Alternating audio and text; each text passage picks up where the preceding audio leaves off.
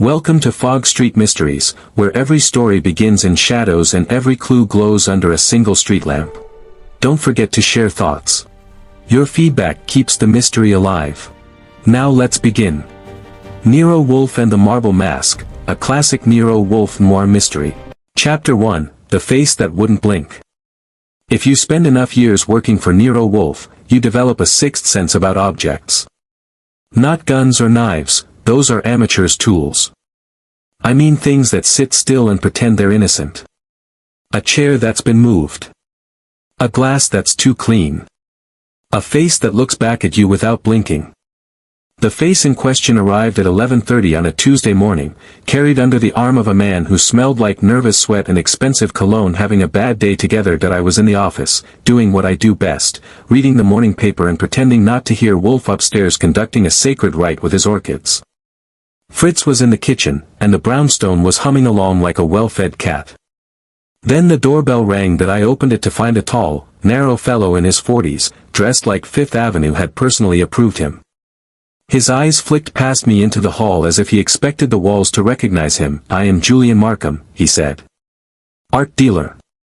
"Congratulations," I said. "I'm Archie Goodwin." "You rang." He hesitated, then lifted what he was holding. That it was a marble mask, not a carnival thing, not a theatrical prop. This was white, too white, and smooth in a way that made your fingers itch just looking at it. The features were classical, calm, almost gentle. The lips were slightly parted, as if the thing might speak if you waited long enough. "It didn't blink." "I need to see Nero Wolfe," Markham said. "Get in line," I told him, stepping aside. "You're lucky. He's in a good mood. Tuesday." "That is fortunate," Markham said, and came in carefully, like the floor might object. That I shut the door and eyed the mask again. "You always carry faces around with you, or am I special?" "It belonged to my client," he said. "He is dead." That moved things along. I led him to the office, parked him in the red leather chair opposite Wolfe's, and rang the bell for Fritz. Then I went upstairs. Wolfe was in the orchid room, looming among green leaves and humidity like a benevolent god who had opinions about fertilizer. "We have a client," I said. "I have orchids," he replied without turning. "Dead man," I added. He turned. 5 minutes later, Wolfe was installed in his armchair, a glass of beer at his elbow, Fritz hovering respectfully, and Julian Markham perched on the edge of his seat like a man afraid the furniture might accuse him. Wolfe regarded the marble mask on the desk with narrowed eyes. "An object," he said, "that demands attention." "Why?" Markham swallowed. "It was found beside him. My client, Edgar Lorne. Collector. Patron. He was discovered last night in his private gallery." "'Cause of death?" Wolfe asked. "The police say heart failure." Wolfe snorted. "The police are paid to say many things." I leaned back and studied Markham. "Who found him?" "His assistant. Miss Clara Vane." "And the mask?" I asked. Markham hesitated. "That was my first note in the margin." "It was displayed," he said finally. "On a pedestal near the body. It was not there earlier." Wolfe's eyes sharpened. "Not earlier when?" "When I left," Markham said. "At 9:30. Wolfe's fingers steepled. "You are certain?" "Yes." I got up and walked around the desk, pretending to admire the mask. Up close, it was worse, too perfect. No artist leaves something this flawless without intention. "Who made it?" I asked. "A sculptor named Victor Heller," Markham said. "Years ago. It was never exhibited. Mr. Lorne kept it private." "Why?" Wolfe asked. Markham opened his mouth, closed it, and tried again. "Because it was personal." Wolfe leaned back. "Mr. Markham, you are omitting something." Markham's hands clenched. The mask was modeled from a living face. That landed. Even Fritz paused. Wolfe regarded the mask again, this time with distaste. "Art," he said, "that imitates life too closely becomes deceit." "Did your client wear it?"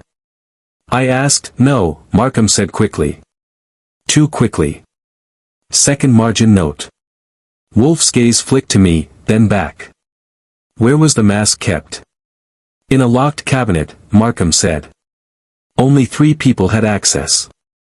Names, Wolfe said, Mrs. Lorne, Miss Vane, and myself.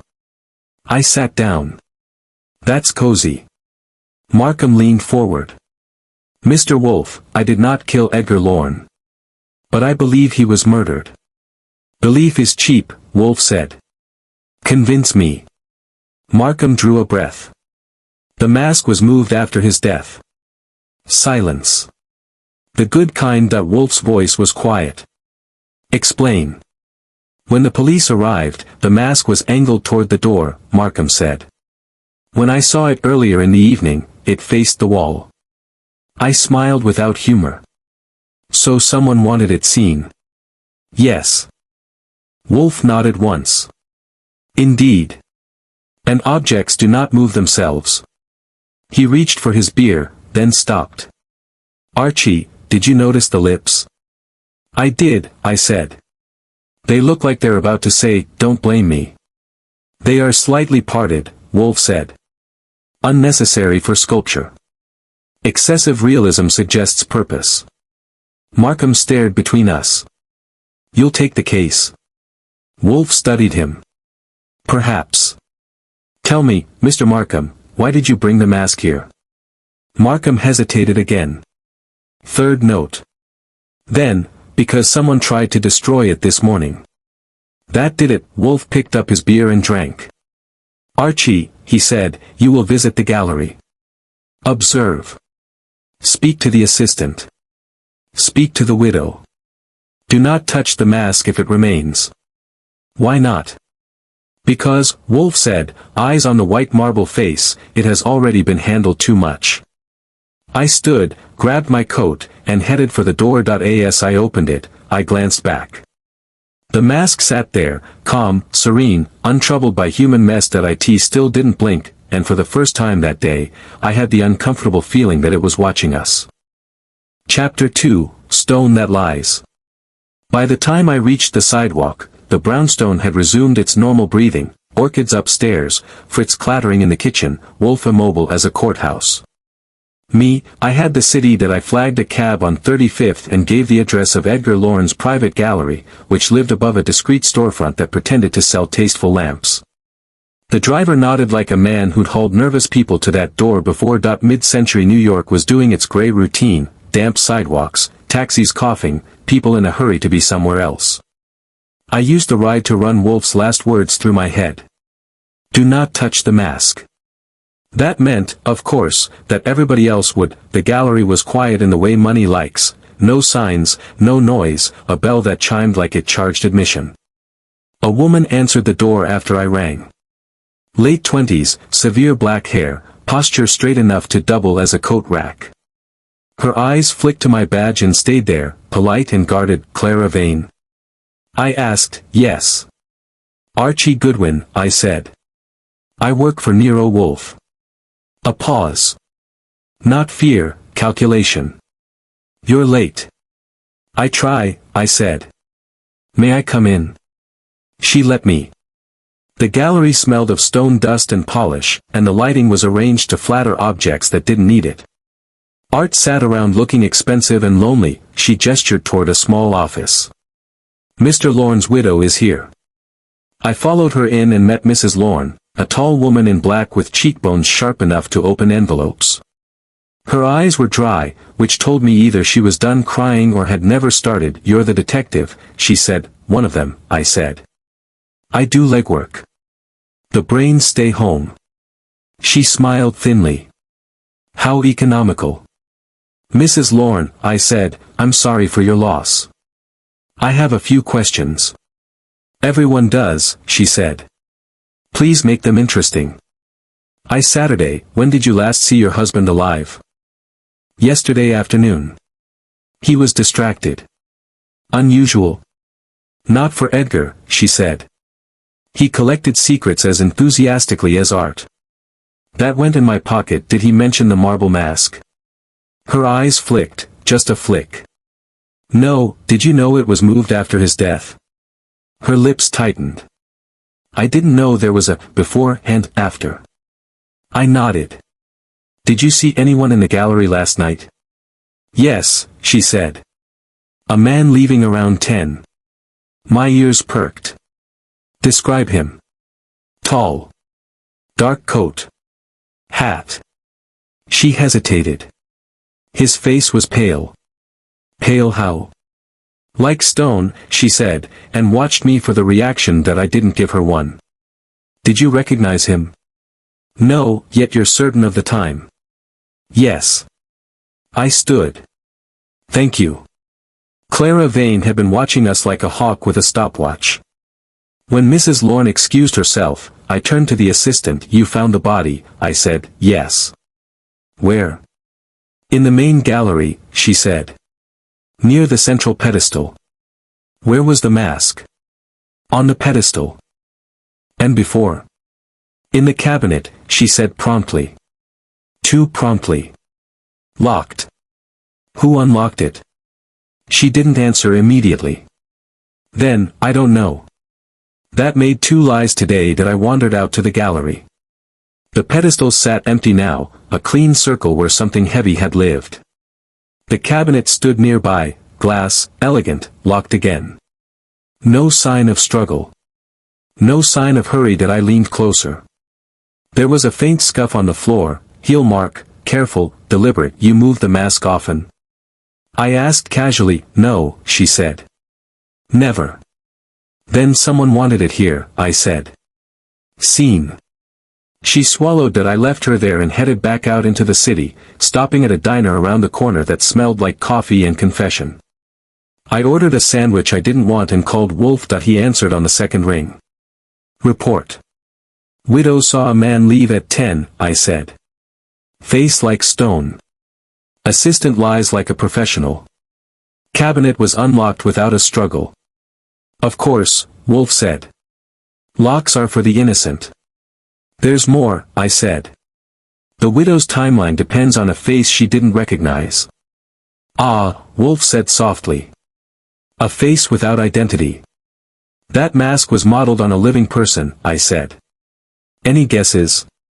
Yes, Wolfe said. But I will wait. I finished my coffee and paid, then walked back to the gallery. On the way, my phone rang. Late afternoon, too early for emergencies, too late for pleasantries. Goodwin, I said. Mr. Goodwin, Julian Markham said. You should know, the sculptor. Victor Heller. He arrived this morning demanding the mask. Demanding how? Angrily, Markham said. He said it was never meant to be used. Used for what? For being seen, Markham said, and hung up that I returned to the brownstone as dusk settled, the city putting on its evening coat. Wolfe was in his chair, beer in hand, orchids perfuming the air like quiet witnesses. Sit, he said. I did. We've got a widow who saw a face, an assistant who knows too much, a sculptor with regrets, and a dealer with nerves. Wolfe nodded. And an object. The mask, I said. Objects, Wolfe said, are excellent liars. They say nothing, yet provoke everything. Someone wanted to be seen leaving, I said. But not recognized. Yes, Wolfe said. And someone else wanted that sighting remembered. I grinned. You thinking what I'm thinking? No, Wolfe said. I am thinking correctly. I leaned back, looking at the orchids, at Wolfe's immovable bulk, at the calm certainty that the mask had already done its damage. Outside, a taxi honked. Inside, the marble face I couldn't stop picturing still didn't blink, and somewhere between 9:30 and 10, a lie had been carved perfectly smooth. Chapter 3, The Man Who Never Came Upstairs. If there's a thing the New York police love more than coffee, it's a neat solution. A neat solution means they can go home, their paperwork doesn't breed overnight, and the newspapers don't suggest they should all be replaced by trained dogs. Unfortunately for Inspector Kramer, Nero Wolfe had a talent for making neat solutions look like cheap suits, fine from a distance, embarrassing up close. Kramer showed up at the brownstone the next morning at 10:30, which was either a deliberate insult to Wolfe's schedule or an accident caused by being a cop. Either way, he looked like a man who'd slept in his clothes and regretted all of it that I let him in, and he barreled into the office without waiting for permission, as if he owned the building and only tolerated our furniture. Wolfe was already in his chair, of course, with a book on his lap and the faint scent of orchids drifting down from upstairs like a warning. Fritz had served breakfast. Wolfe's beer was within reach. The universe was in balance. Then Kramer walked in and tried to tilt it. "Wolfe," he said, and nodded at me like I was part of the decor. "We're wrapping it up." Wolfe did not look up. How industrious. Kramer planted himself in the client's chair and opened a folder like he was about to read a bedtime story. Edgar Lorne, wealthy collector. Dead in his gallery. Heart condition, stress, late night. Widows upset, assistance cooperative. That art dealer, Markham, was there earlier and stirred the pot, but we checked. No forced entry. No struggle. It's a natural death with a dramatic accessory. He glanced toward the desk as if expecting the marble mask to leap up and confess. Wolfe looked at him at last. Accessory? The mask, Kramer said. We found it. It's a sculpture. People like strange things. There's no murder here. I grinned. You should put that on a billboard, Inspector. No murder here. It'll save you travel time. Kramer ignored me. We're done. Wolfe's voice was mild. Inspector, you have mistaken absence of evidence for absence of intelligence. Kramer's jaw tightened. You got something, then? Yes, Wolfe said. Your haste. Kramer leaned forward. Listen, you fat genius, careful, I said. Fritz is in the kitchen. He throws knives better than you think. Kramer glared at me, then back at Wolfe. What's your angle? Wolfe's fingers steepled. Archie has already reported a witness statement from Mrs. Lorne, an unidentified man leaving at 10. Pale face, hat, dark coat. You accept this? Yeah, Kramer said. She saw him. So what? So, Wolfe said, the witness cannot identify him. Only the fact that she saw a face. Kramer snorted. That's what witnesses do. They see things. Wolfe's eyes narrowed. Sometimes they see what they are meant to see. Kramer stood, folder in hand. I haven't got time for your riddles. If you think there's murder, bring me something solid. Wolfe smiled faintly. I will. Kramer stomped out, leaving the room smelling faintly of cigar and irritation that I watched the door close. You poked the bear. I educated the bear, Wolfe said. Now, Archie. You will find the man who never came upstairs. I blinked. You want to repeat that in English? Wolfe lifted his book slightly. In the gallery building, there is an elevator. A doorman? A caretaker? A system of access. You told me Mrs. Lorne claimed to see a man leaving at 10. Determine whether any man entered. Okay, I said. You want the building's witness. Not the widow. Indeed, Wolfe said. And speak again to Miss Vane. Her lies are too polished. That was enough marching orders for a morning. I grabbed my coat and went back into the city, which was doing a brisk business in cold wind and hard faces. The building below the gallery was staffed by a man named Salvatore Rizzi, who looked like he'd been born suspicious and never saw a reason to recover. He sat behind a small desk with a brass bell and a newspaper. When I showed my badge, he looked up without enthusiasm. You a cop? He asked. No, I said. I work for a fat man who hates cops. Rizzi grunted. Then you're honest. I nodded toward the stairs. Private gallery upstairs.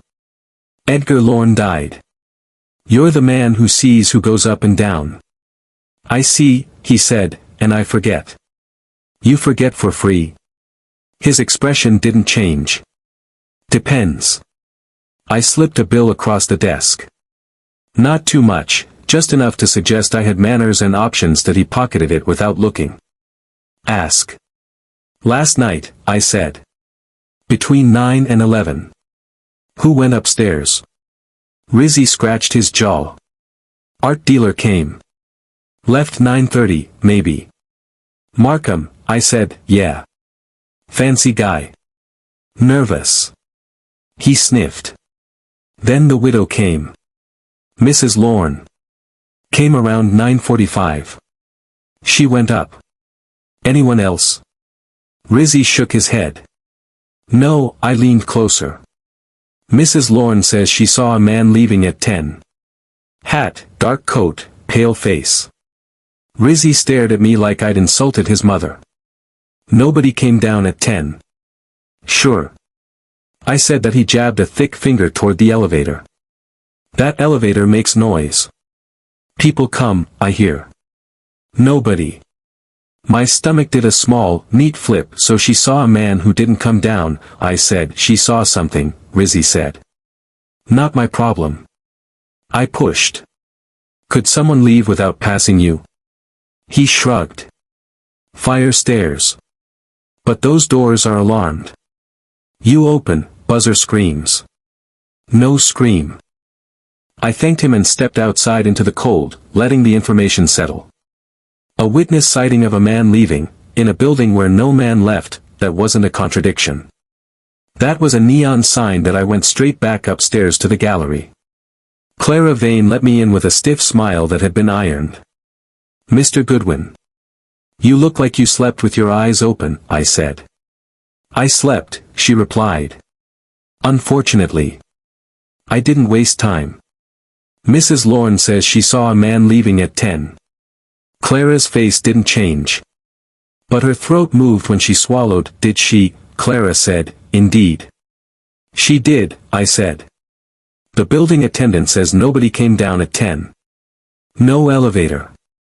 No stairs. Clara's eyes sharpened. Then he used another exit. There isn't one, I said. Unless he turned into vapor. Clara's voice was controlled. What are you implying? That either Mrs. Lorne is lying, I said, or she saw what someone wanted her to see. Or she imagined it. Clara snapped. Do you often tell the widow of a dead man that she imagined things? She caught herself, straightened. Mrs. Lorne is emotional. So is a bomb, I said.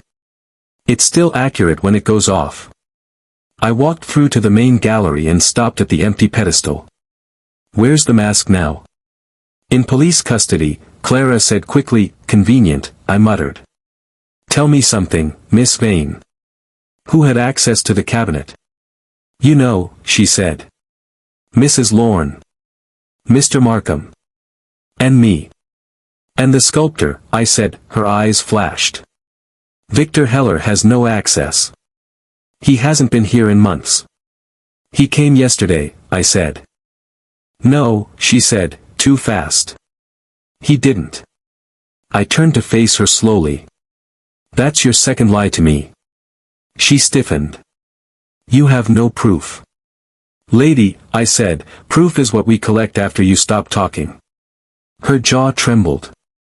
For a second, the control slipped and I saw the fear underneath it, fear not of me, but of what I'd touched. That I softened my voice a notch. Why is everyone afraid of that mask? Clara's eyes darted toward the cabinet, then away. Because it's obscene. Obscene?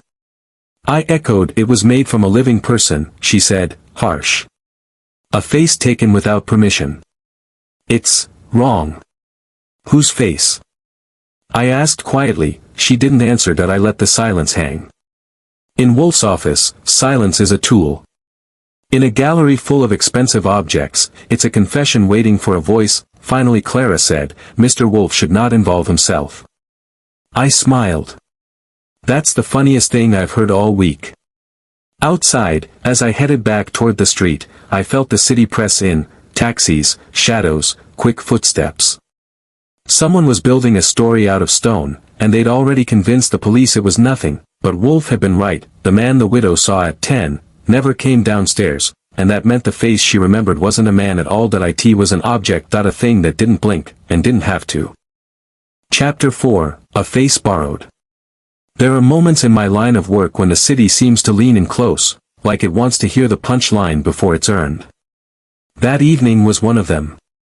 The wind had teeth, taxis were prowling, and every reflection in a shop window looked like it might step out and ask for a match. That I got back to the brownstone just before dinner, which meant Wolfe was already settled in his armchair, Fritz was orchestrating something magnificent in the kitchen, and the orchids upstairs were exhaling that calm, judgmental perfume that made lies wilt.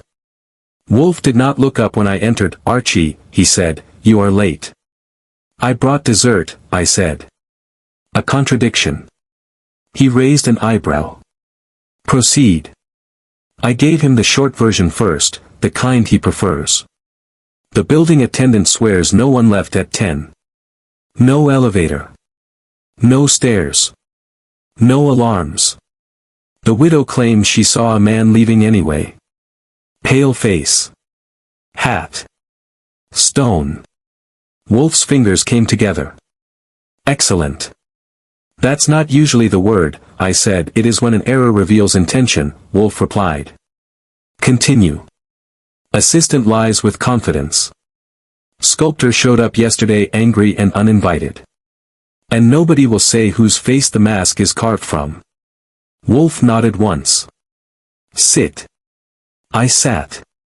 Fritz brought beer and food. Wolfe ignored the food until the report was done. That's discipline. Or obsession. Hard to tell with geniuses. The witness, Wolfe said, did not see a man. She saw a face. "Yeah," I said. And remembered it like it owed her money. Wolfe leaned back. "Objects, Archie, can be deployed as witnesses. They do not testify, they suggest." I frowned. "You're saying the mask was used after the murder?" "Yes," Wolfe said calmly. "And not as a disguise in the conventional sense." I chewed on that. "Then what was it for?" "To be seen," Wolfe said. "Not to conceal identity, but to create certainty." I let out a breath. "You're saying someone wanted the widow to be sure she saw someone leaving?" "Precisely," Wolfe said. "A false departure. Why not just wear a hat and keep your head down?" I asked. That Wolfe's eyes flicked to me. "Because a hat does not imprint itself on memory. A face does." Dinner happened around us while we talked, Wolfe eating with solemn appreciation, me stabbing at something excellent and barely noticing. Outside, the city was turning on its night lights like a stage set. "There's more," I said. I did some digging after I left the gallery. Old newspapers. That mask, same sculptor, was mentioned once, years ago. A private masquerade on the Upper East Side. Invitation only. Masks mandatory. Wolfe paused mid-bite. "Go on." "One guest," I said, "was seen leaving early. Same description. Pale face. Unrecognizable. The hosts assumed it was part of the act." "And it was," Wolfe said. "Rehearsal." That sent a chill up my spine. "You think someone remembered the trick?" "I think," Wolfe said, "that someone perfected it." After dinner, Wolfe retreated into his armchair, beer in hand, eyes half-lidded. I knew that look. He was lining up the facts like chess pieces. The phone rang at 9:15. Late calls are never good news. I answered. "Goodwin," I said. That it was Victor Heller, the sculptor. His voice was rough, like it had been scraped on stone. "You need to stop this." "Stop what?" I asked. "Letting Wolfe dig," he said. "That mask was never meant to be used." "Funny," I said. "Everyone keeps saying that." "You don't understand," Heller said. "It was a mistake." "Mistakes usually don't get locked in cabinets," I said. Silence. "Then, meet me." I glanced at Wolfe. He was watching me over the rim of his glass. "Where?"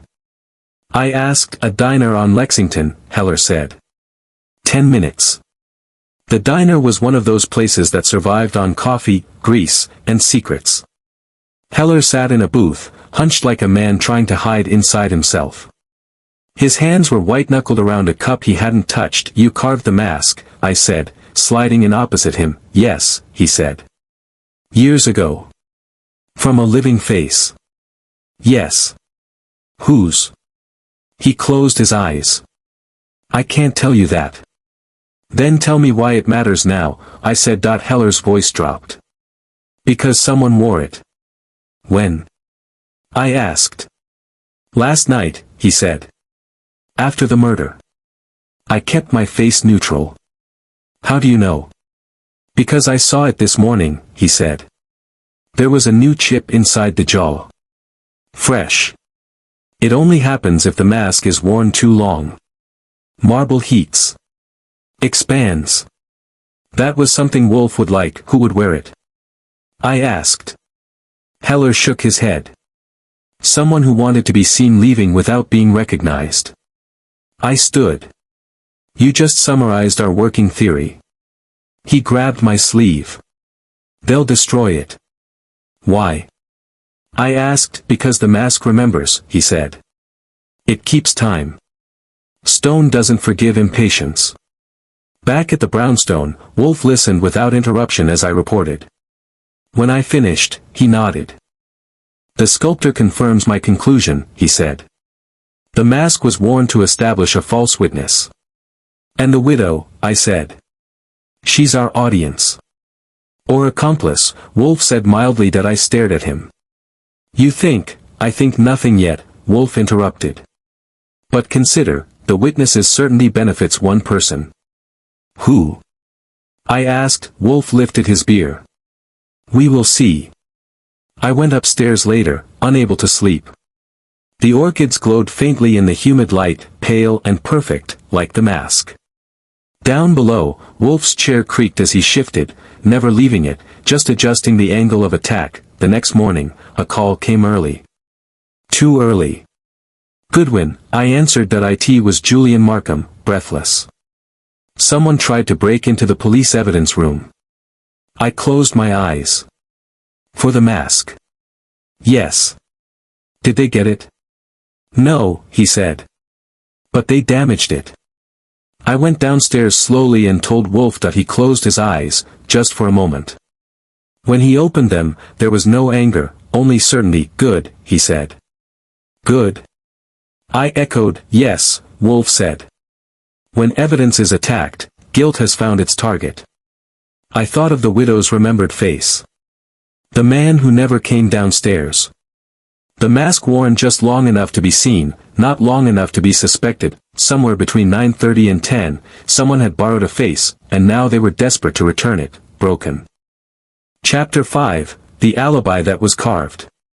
By the fifth day of a case, I usually know two things for certain: who's lying badly and who's lying well. The trick is that the second group is always more dangerous, because they don't sweat until the ceiling collapses. That morning, the brownstone smelled of orchids and irritation. Wolfe was in his armchair, of course, vast, serene, immovable, while I paced the rug like a man who'd misplaced his patience somewhere between the hat rack and breakfast. You are disturbing the carpet, Wolfe said without looking up. It's used to it, I said. So are you. I've got 4 suspects and not one honest alibi among them. An encouraging development, Wolfe said, lifting his beer. Report. I stopped pacing and sat, because when Wolfe asks for a report, he means a performance. The widow, I began. Mrs. Lorne's alibi depends entirely on what she claims to have seen at 10. A man leaving. Pale face. Hat. Stone calm. Wolfe nodded. Which we know was an object. Right. The assistant, Clara Vane, claimed she was cataloging in the back room from 9 to 11. No witnesses. No receipts. Just her word. An expensive commodity, Wolfe murmured. Julian Markham left at 9:30, I went on. That checks out. Building attendant confirms it. He's clean on timing, dirty on nerves. And the sculptor, Wolfe said. Victor Heller was not supposed to be there at all, I said. But he showed up earlier, angry and unannounced. He admits it now. Says he left before 9. Wolfe steepled his fingers. So each alibi is either unverified or dependent on a single perception. Exactly, I said. And that perception was carved. Wolfe closed his eyes for a moment, as if tasting the idea. The mask, he said, is not merely a tool. It is the foundation. That was Wolfe talk for someone built their whole story on this thing. I liked it about as much as I liked open elevators. I think it's time, I said, we squeeze the polite ones. Wolfe opened one eye. Proceed. I started with Clara Vane, because assistants always know where the bodies are buried, sometimes literally that I caught her at the gallery just after noon. She looked composed, professional, and tired in a way that suggested she'd been awake all night arguing with herself. Miss Vane, I said, I need 10 minutes. You've already had more than that, she said. Then I'm efficient. I replied that we stood among statues that pretended not to listen. Your alibi, I said, depends on nobody seeing you. That's not illegal, she said. No, I agreed. But it's lonely. She stiffened. I was working. At 10 o'clock, I said, Mrs. Lorne believes she saw a man leaving. Yes. And you didn't, I said. Which means either she's wrong, or you're lying, or both. Her jaw tightened. What do you want? The truth, I said. And the name of the person whose face that mask was made from. Her eyes flicked toward the cabinet again, empty now, but still guilty looking. I can't, she said. Then someone else will, I said gently. Probably under less comfortable conditions. Her voice dropped. You don't understand what that mask means. I understand exactly what it means, I said. It means someone trusted it more than people. She said nothing. I left her there, polished and silent. Next stop, Julian Markham. I found him in his office, surrounded by art that looked expensive and felt nervous. You look like a man waiting for bad news, I said. I am, he said. From you. You left at 9:30, I said. Clean. But you knew about the mask before anyone else. He sighed. I brokered the sale years ago. I advised Mr. Lorne not to keep it. Why? I asked. Because it unsettled people, he said. Collectors like beauty. That mask, it watches. Did you know someone might wear it? I asked that he hesitated. I suspected. Suspected what? That Mr. Lorne enjoyed experiments, Markham said. Psychological ones. That went into my pocket too. Victor Heller was harder to pin down. I found him in his studio, surrounded by half-finished faces that made me feel like I'd walked into a lineup of the disappointed. They damaged it, he said as soon as he saw me. On purpose, I said. Yes, he snapped. Because they wore it too long. Too long for what? I asked. For patience, he said. The mask heats. Expands. Anyone wearing it feels time passing. It becomes unbearable. So the wearer would remove it as soon as they were seen, I said. Exactly, Heller said. Which is how I know they miscalculated. Who? I asked that he looked at me, eyes full of old regret. The person who thought stone could replace flesh. That was all he'd give me. By late afternoon, I was back at the brownstone with a head full of half-confessions and a city that felt suddenly hostile. On the walk up the steps, I noticed a man across the street pretending to read a paper he wasn't turning. That I made a note and went inside. Wolfe listened, motionless, while I laid it all out. When I finished, he nodded. The alibi, he said, that depends on being seen is the weakest of all. You think the widow's cracking, I said. I think, Wolfe said carefully, that someone believed the mask would absolve them. By creating a witness, I said. Yes, Wolfe replied. And that belief is now under threat. Right on cue, the phone rang. Late. Sharp, Goodwin, I said. That it was Markham again. Someone followed me home. I glanced at Wolfe. You want protection? I want this finished, Markham said. So do we, I said, and hung up. That night, as I left the brownstone to clear my head, I felt footsteps behind me. Not close, professional distance. I turned suddenly. The man vanished into a doorway like a thought. You don't want to finish. That I went back inside and told Wolfe that he was not surprised.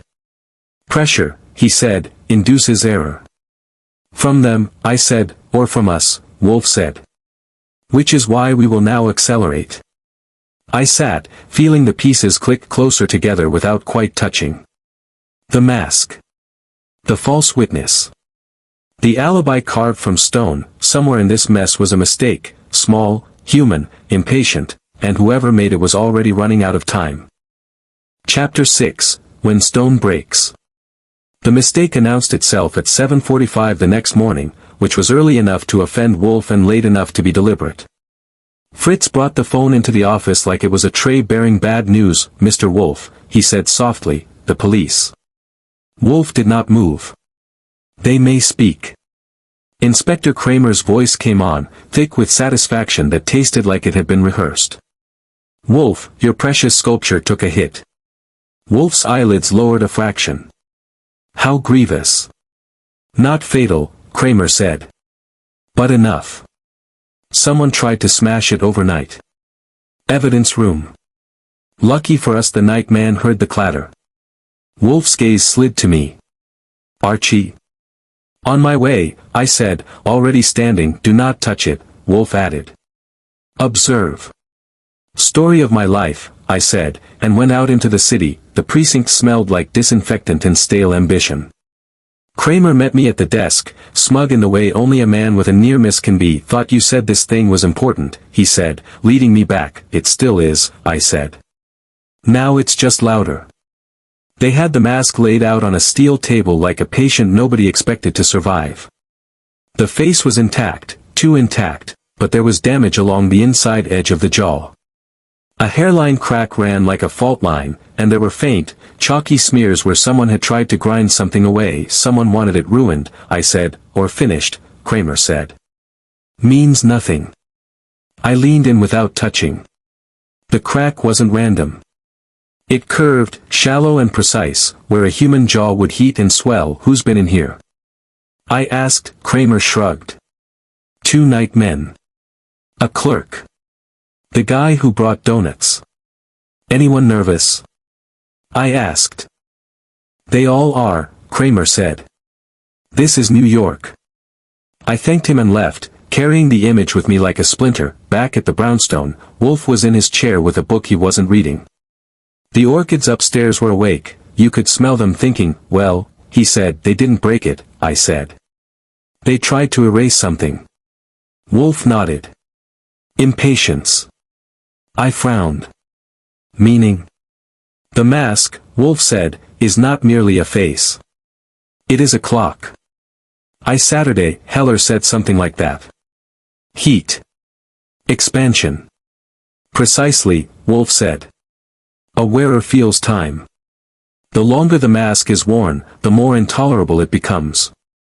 "Which means, the wearer took it off as soon as the job was done," I said. "As soon as they were seen." "Yes," Wolfe said.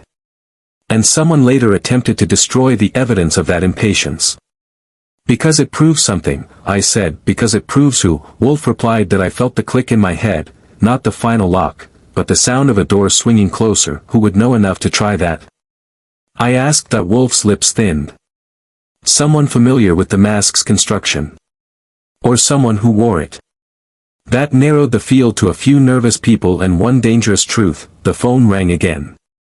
Late morning this time. "Julian Markham, breath shallow." "They're panicking," he said. "Who?" I asked. "Everyone," he said. "Mrs. Lorne wants to see Wolfe. Today."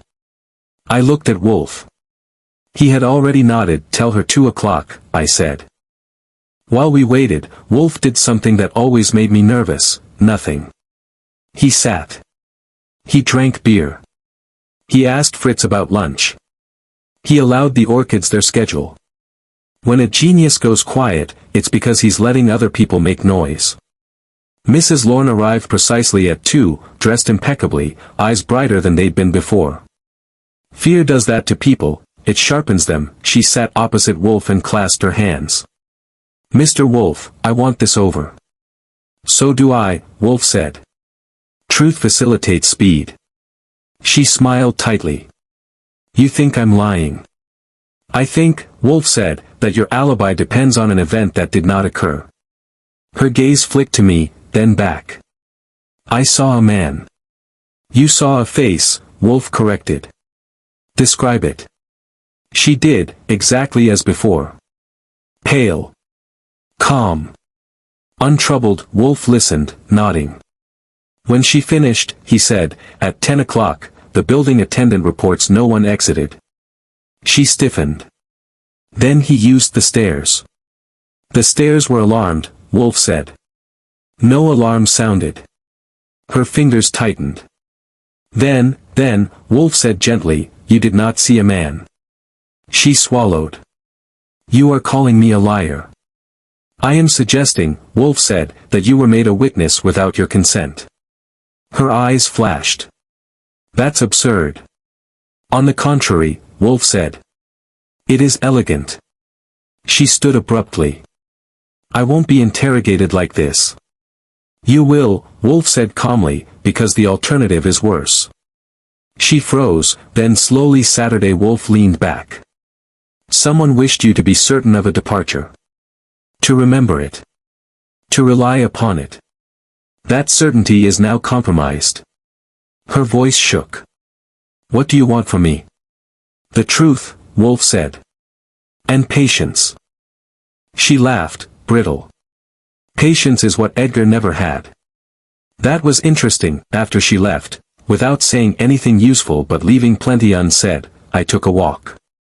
The city was loud, insistent. A man brushed past me near the corner and dropped something. A folded scrap of paper that I picked it up. An address. And a time.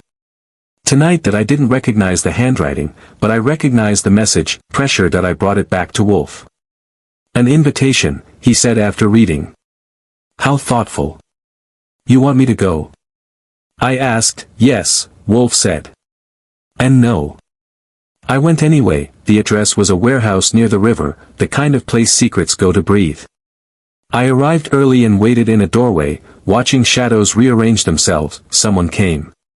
Not who I expected, Clara Vane. She stopped when she saw me, eyes widening. "You?" "Me," I said. "You left the gallery early." "So did you." She shot back that we stood there, the river muttering behind us. "They're destroying things," she said suddenly.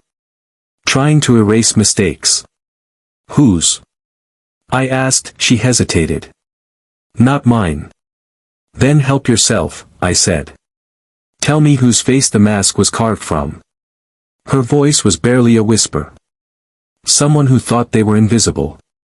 Before I could press, a noise sounded behind us, metal on concrete. A third presence that we both turned. Nothing there, but the moment shattered.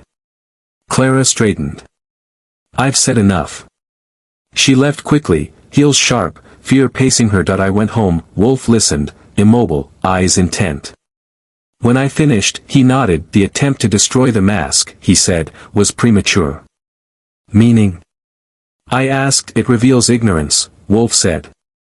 "The guilty party believed the mask's only value was its face." "And it's not," I said. "No," Wolfe said. "Its value is its flaw." I leaned back, feeling the net tighten.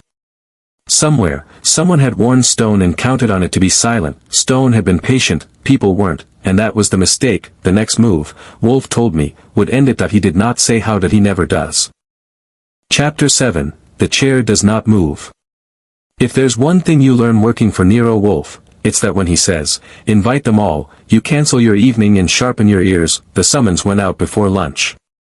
Fritz answered the phone like a maitre d' arranging a particularly tense dinner party. By 4 o'clock, the brownstone had that expectant hush it gets when something important is about to happen, like the orchids upstairs were holding their breath and the furniture had decided to behave. Wolfe was already installed in his chair, naturally, as if gravity itself had filed a petition. A fresh beer waited at his elbow.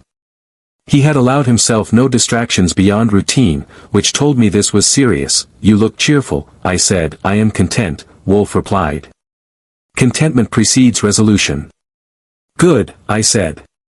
"I'll notify the city." The guests began arriving just after 5, one by one, each carrying their own version of the truth like a concealed weapon. Julian Markham came first, nervous but polished, his tie straightened too often. Mrs. Lorne followed, wrapped in black confidence and a perfume that tried too hard.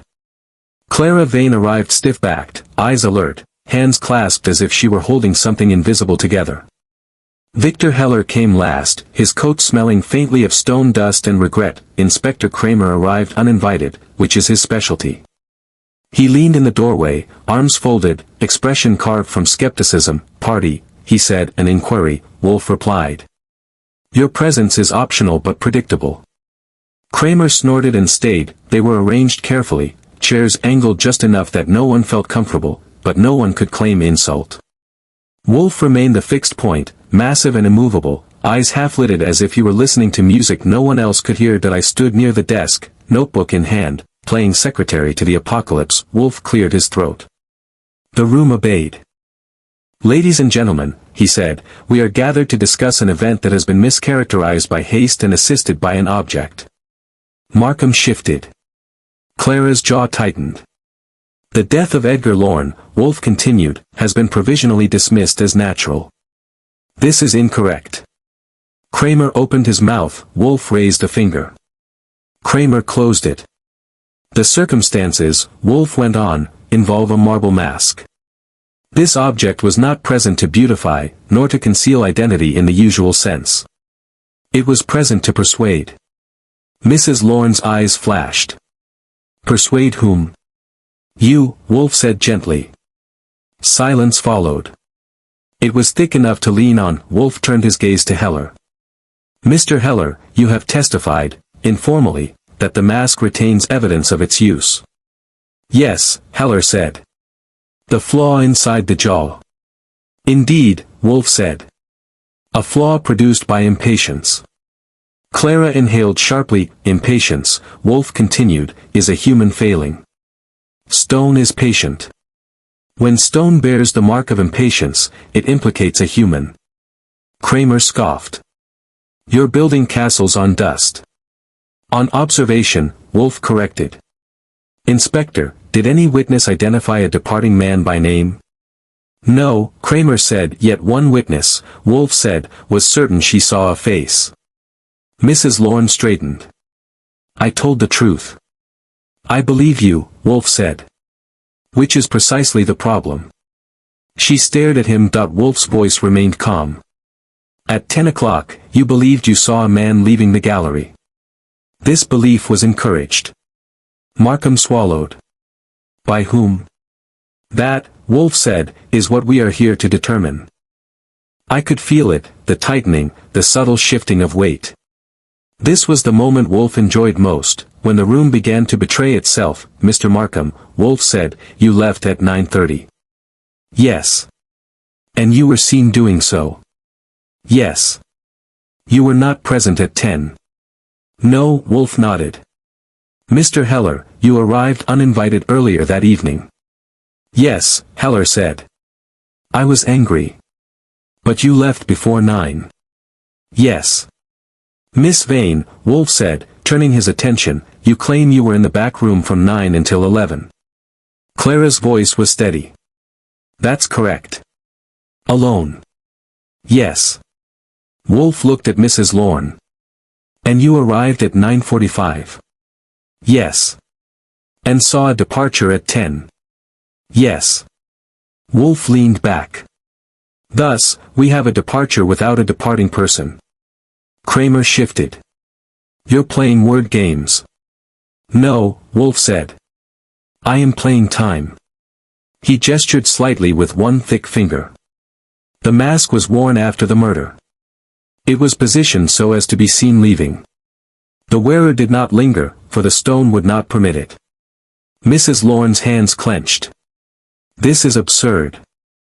"On the contrary," Wolfe said, "it is economical." "I felt it then, a tremor in the room, like a hairline crack," Wolfe continued. "The alibi of one person depends entirely upon that sighting." Markham turned toward Mrs. Lorne.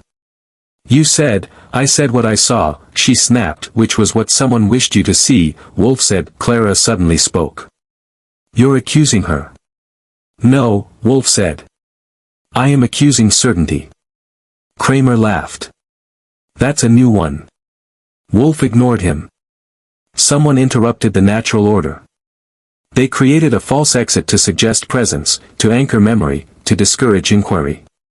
Heller's voice was low. It worked. For a time, Wolfe said. Until impatience betrayed it. There it was, that word again. Wolfe's eyes swept the room. One of you believed the mask's only value lay in its face. That belief led to an attempt to destroy it. Kramer leaned forward. You got proof of that? Wolfe smiled faintly. I have reaction. The room held its breath, then someone spoke too soon. That's ridiculous, a voice said sharply. The damage proves nothing. Every head turned. Too fast, the speaker froze, realizing what they'd done. Wolfe's eyes sharpened, but his body did not move. On the contrary, he said quietly, it proves everything, though not yet to you. The silence afterward was different. Electric. Someone had stepped out of line before the music stopped. Wolfe let it hang. He always does, at this juncture, he said, I will make no accusation. Kramer exhaled loudly. Then what's the point of this circus? Wolfe lifted his beer. To observe. I watched them all, the widow's tight control, Markham's anxious glances, Clara's rigid calm, Heller's resigned sorrow. And one face, too alert now, too guarded. Wolfe's gaze met mine briefly. A signal, the trap was set, all that remained was for someone to walk into it, the chair did not move. It never does. Tomorrow, Wolfe would speak the name, tonight, the truth was already sweating. Chapter 8, The Marble Mask. The morning it ended, the brownstone smelled of orchids and inevitability. Wolfe was already in his chair when I came downstairs, as immovable as a courthouse and twice as judgmental. Fritz had provided breakfast, Wolfe had consumed it with his usual gravity. A fresh beer waited within reach, untouched. That meant the real business hadn't started yet. You slept, Wolfe said, like a suspect, I replied. Light and guilty. Good, Wolfe said. Alertness is essential. Today we conclude. I sat, notebook ready, nerves humming. You're sure? I have been sure since yesterday afternoon, Wolfe said mildly. Certainty is merely waiting for opportunity. Opportunity arrived at 11. Inspector Kramer came first, grumbling but curious. Then Julian Markham, polished and pale. Victor Heller followed, resigned. Clara Vane entered last, eyes steady, posture perfect, too perfect, like a statue bracing for a hammer. Mrs. Lorne arrived precisely on time. She wore black again, but today it looked less like mourning and more like armor. Wolfe waited until everyone was seated. The room felt smaller with them all in it, as if the walls had leaned in to listen. Ladies and gentlemen, Wolfe said, we will dispense with preliminaries. The solution is simple. The execution was not. Kramer crossed his arms. Let's hear it. Wolfe turned his head slightly toward Mrs. Lorne. You believed you saw a man leaving the gallery at 10 o'clock. She lifted her chin. I did. Yes, Wolfe said. And that belief was sincere. Her eyes narrowed. You said that before. I repeat it because it is crucial, Wolfe said. You were not lying. You were mistaken, by design. Markham frowned. By whom? Wolfe ignored him for the moment. Edgar Lorne was murdered earlier that evening. The manner is irrelevant to this discussion, the timing is not. The killer required an alibi anchored to a witness who would not question her own perception. Kramer interrupted. You still haven't put anyone at the scene. Wolfe's eyes flicked to him. Patience, Inspector. It is finally required of you. A faint twitch crossed Clara Vane's mouth. Wolfe continued. The marble mask was removed from its cabinet after the murder. It was worn, not as a disguise in the usual sense, but as a moving sculpture. Heller nodded grimly. The wearer positioned themselves so as to be seen leaving at 10, Wolfe said. Not by chance. By design. Mrs. Lorne's voice was sharp. Are you saying someone walked past me wearing that thing? Yes, Wolfe said. Briefly. Just long enough. Impossible, she snapped. I would have known. You did know, Wolfe replied. You remembered the face. That was the intention. I watched her hands. They were clenched now, knuckles white. The building attendant, Wolfe went on, confirms no man exited at that time. The stairs were alarmed. Therefore, what you saw could not have been a man. Kramer frowned. So who wore it? Wolfe's gaze moved, slowly, deliberately, until it rested on Clara Vane. She did not flinch. Miss Vane, Wolfe said, you were alone in the gallery between 9 and 11. Yes, she said. You had access to the cabinet. Yes. You had the opportunity to wear the mask. Yes, she said calmly. Mrs. Lorne spun toward her. You. Clara's eyes did not leave Wolfe. Prove it. Wolfe inclined his head.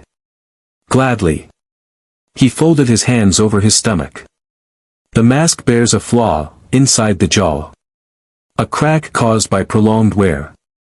Marble heats slowly, expands, and becomes intolerable. The wearer removed it too soon. Clara's lips tightened. That flaw was known to one person intimately, Wolfe continued. The sculptor. But he did not attempt to destroy it. Someone else did, someone who had worn it and realized what it revealed. Kramer leaned forward. You're saying she tried to smash it? Yes, Wolfe said. Because she miscalculated. She believed the mask's only purpose was its face. She forgot that time leaves marks. Clara laughed softly. This is theory. Then explain, Wolfe said gently, why you lied about Victor Heller's visit. Or why you claimed to be cataloging while leaving no trace of work. Or why you met Archie at the warehouse last night. Every eye turned to me. I shrugged. She did. We talked. She almost told me everything. Mrs. Lorne stood abruptly. Clara, I did it, Clara said. The room froze. She straightened, the perfect assistant finally shedding her posture like an old coat. Edgar Lorne was a monster, she said. He collected people the way he collected art. Faces. Secrets. Control. Markham whispered, you killed him? Yes, Clara said. But not the way you think. Wolfe nodded. You did not rely on force.